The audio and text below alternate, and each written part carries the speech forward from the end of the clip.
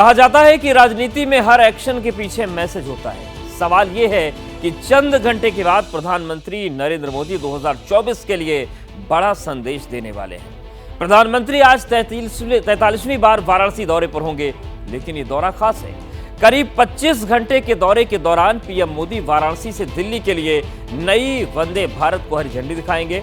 साथ ही काशी को कन्याकुमारी से जोड़ने के लिए स्पेशल ट्रेन को भी हरी झंडी दिखाएंगे। इसके अलावा प्रधानमंत्री काशी तमिल संगमम का उद्घाटन करेंगे।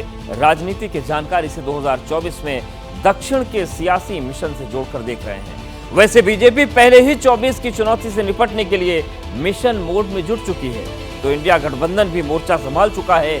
2024 की चुनावी तैयारियों का सटीक विश्लेषण करती है सुपर एक्सक्लूसिव रिपोर्ट दी।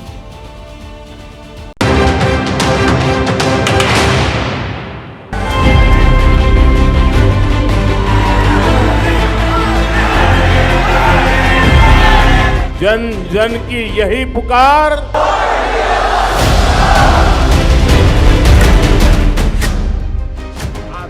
नारों का, जयकारों का ऐसा ही शोध होगा।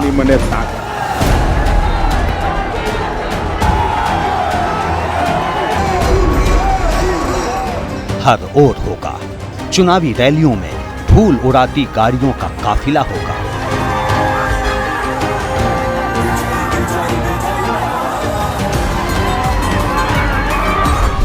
तो आकाश के बुलंदियों पर नेताजी के उड़ते हेलीकॉप्टर होंगे। बस चंद महीने की ही देरी है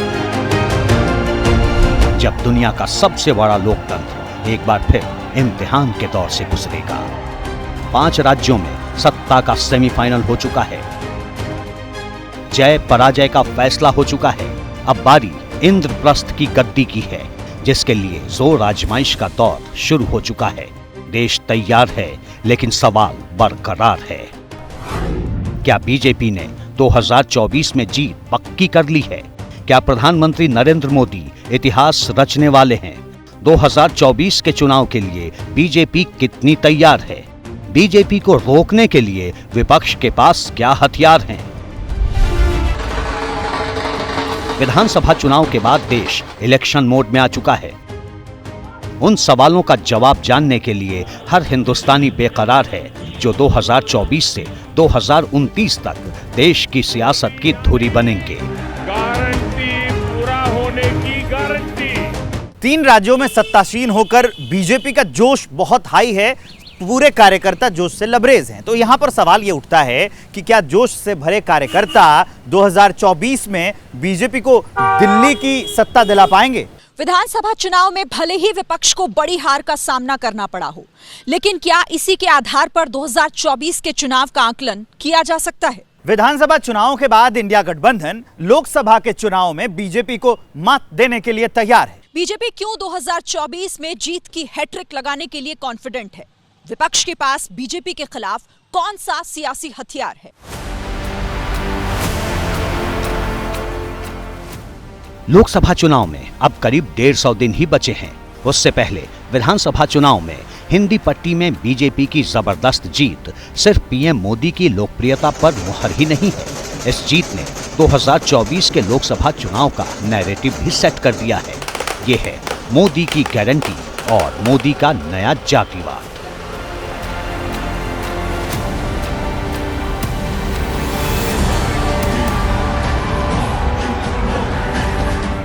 आज दुनिया देख रही है कि भारत की जनता पूर्ण बहुमत के लिए, स्थिर सरकार के लिए सोच समझ करके वोट कर रही है।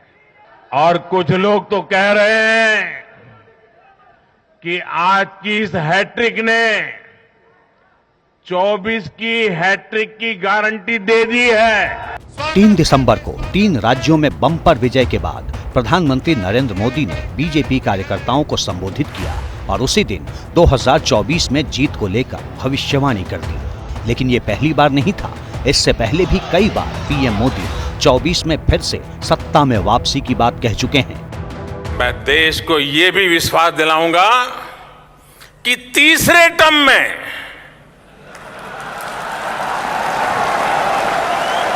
मेरे तीसरे कार्यकाल में आप अपने सपने अपनी आंखों के सामने पूरे होते देखेंगे। और अगली बार 15 अगस्त को इसी लाल किले से मैं आपको देश की उपलब्धियां, आपके सामर्थ्य, आपके संकल्प, उसमें हुई प्रगति, उसकी जो सफलता है, उसके गौरवगान, उससे भी अधिक आत्मविश्वास के सामने आपके सामने मैं प्रस्तुत करूंगा। अब इसकी सोच ही नहीं बची। मानते हैं कि प्रधानमंत्री मोदी करिश्माई नेता है, जानते हैं कि विपक्ष के पास पीएम मोदी के कद का कोई नेता नहीं, लेकिन क्या सिर्फ इसी को लेकर 2024 के चुनाव की भविष्यवाणी की जा सकती है? आखिर बीजेपी के पास ऐसी क्या रणनीति है जिससे पीएम मोदी तीसरी बार ताजपोशी को लेकर मुतमईन हैं? कहते हैं कि बीजेपी 24/7 इलेक्शन मोड में रहने वाली पार्टी है। एक चुनाव खत्म होते ही कार्यकर्ताओं को अगला टारगेट मिल जाता है। तो ऐसे में विधानसभा के चुनाव खत्म हो चुके हैं, लेकिन 2024 के लिए कार्यकर्ताओं का क्या टारगेट है, कैसे ये मिशन को संपन्न करेंगे, ये जानना भी जरूरी है। लोकसभा चुनाव तक किसी भी राज्य में विधानसभा चुनाव नहीं है, इसलिए पूरा फोकस दिल्ली की तरफ कर दिया गया है।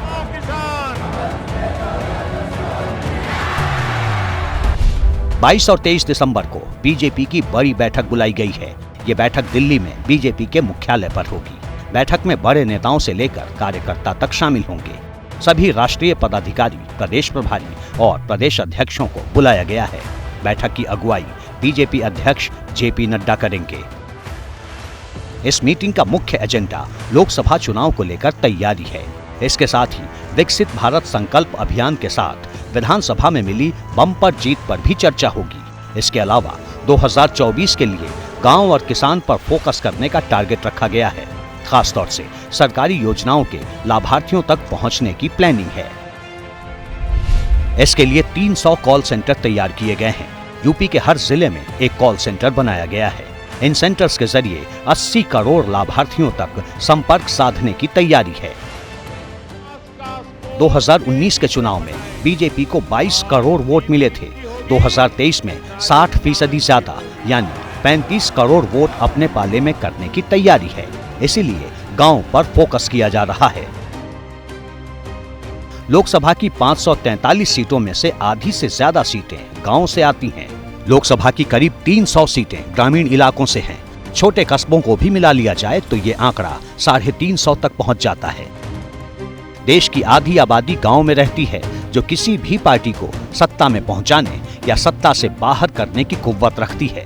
देश में होने वाले किसी भी चुनाव में गांव का वोटर की फैक्टर है।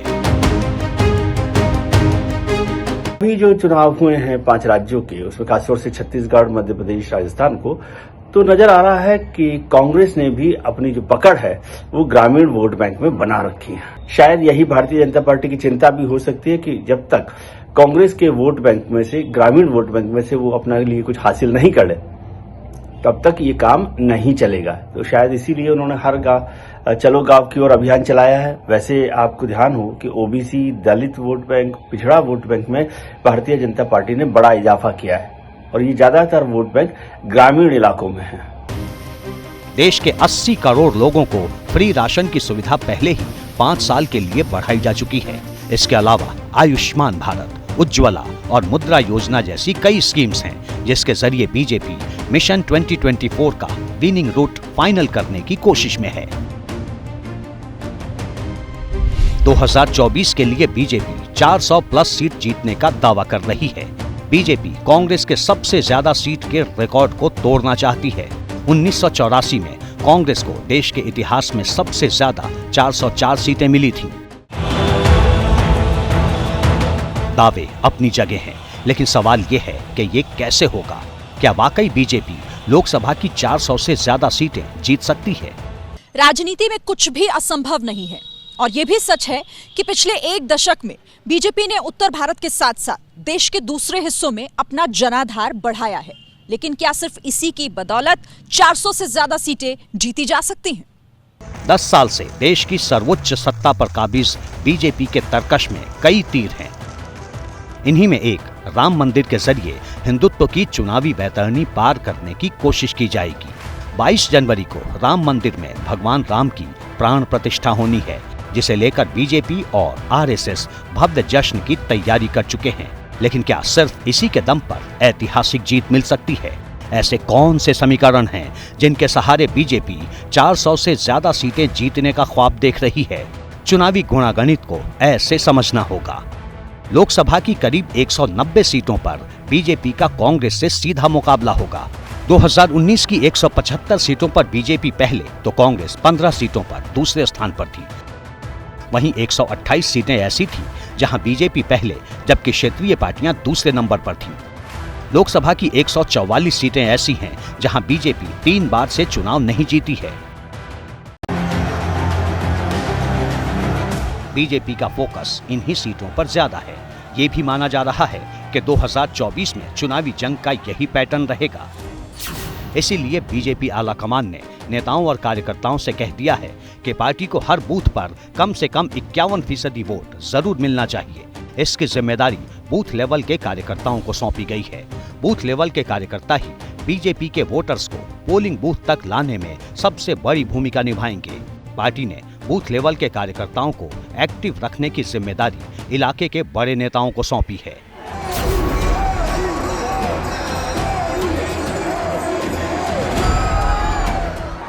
बीजेपी को ये पता है कि बिना कार्यकर्ताओं के सहयोग और मेहनत के 400 सीटें जीतने का टारगेट हासिल करना आसान नहीं। इसलिए चुनाव से ठीक पहले कार्यकर्ताओं को मोटिवेट करने में जुट गई है। दूसरी तरफ राजस्थान, मध्य प्रदेश और छत्तीसगढ़ जैसे राज्यों में करारी हार के बाद कांग्रेस की राह मुश्किल होती नजर आ रही है। क्षेत्रीय पार्टियों के सामने तो वजूद बचाने का संकट है। ये और बात है कि कांग्रेस के साथ देश की कमोबेश सभी बड़ी क्षेत्रीय पार्टियां इंडिया अलायंस बना चुकी हैं। 19 दिसंबर को इंडिया गठबंधन की बैठक होनी है। बैठक में कई अहम फैसलों पर सहमति बन सकती है, जिसमें संयुक्त रैली की योजना भी बन सकती है। 24 दिसंबर को वाराणसी में नीतीश कुमार की रैली होनी थी, जो जगह न मिलने की वजह से कैंसिल कर दी गई। माना जा रहा है कि 19 दिसंबर को होने वाली मीटिंग में इंडिया अलायंस की संयुक्त रैली को लेकर सहमति बन सकती है। 28 पार्टियों वाले इंडिया गठबंधन का ऐलान 18 जुलाई को हुआ था, लेकिन अभी तक गठबंधन का नेता तय नहीं है। तो ऐसे में सवाल ये पूछा जा रहा है कि क्या नीतीश कुमार इंडिया गठबंधन के अगले नेता हो सकते हैं? 3 राज्यों में हार के बाद कांग्रेस बैकफुट पर है। इतना ही नहीं, अमेठी छोड़ केरल के वायनाड जा चुके राहुल गांधी की लोकसभा सीट को लेकर सीपीएम ने भी दावेदारी ठोक दी है।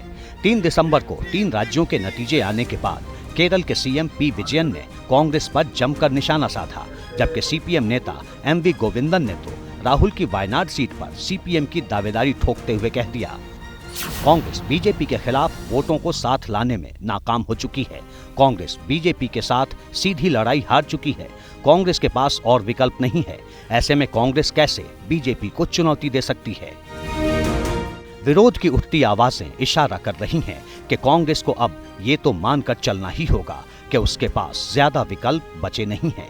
तेलंगाना, हिमाचल और कर्नाटक में मिली जीत से उसके कार्यकर्ताओं का हौसला थोड़ा जरूर बढ़ा, लेकिन हिंदी पट्टी के 3 राज्यों की हार ने इस पर पानी फेर दिया।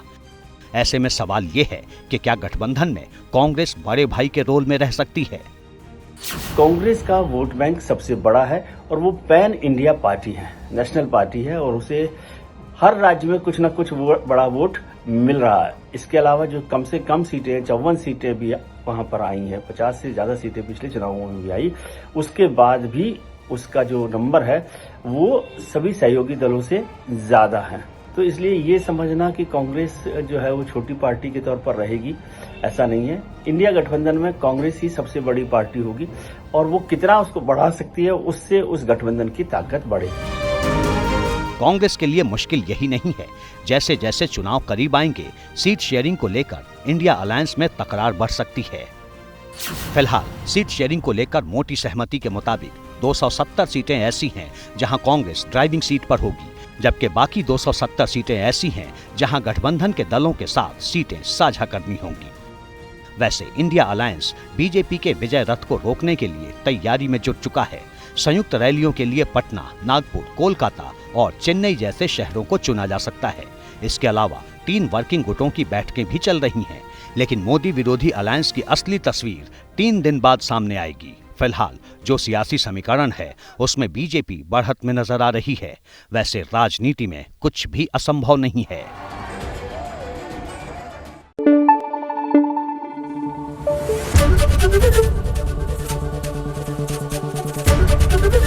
एबीपी न्यूज आपको रखे आगे।